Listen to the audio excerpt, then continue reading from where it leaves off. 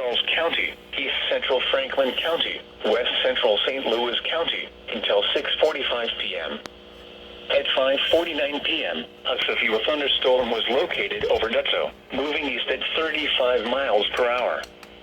Expected hazards include ping-pong ball-size hail and 60 miles per hour wind gusts. This is a radar-indicated threat.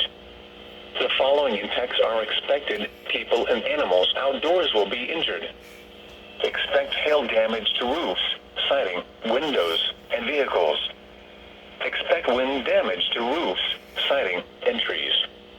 Locations impacted include O'Fallon, St. Charles, St. Peters, Chesterfield, Wildwood, Bowen, Woodsville, Maryland Heights, Manchester, Creve Coeur, Lake St. Louis, Washington, Garden Prairie, Town and Country, Eureka, Ellisville, DePere, Valley Park, Weldon Spring, and Fenton.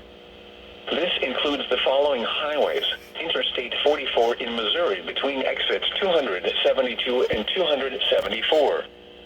Interstate 70 in Missouri between exits 210 and 229. This also includes Baylor Memorial.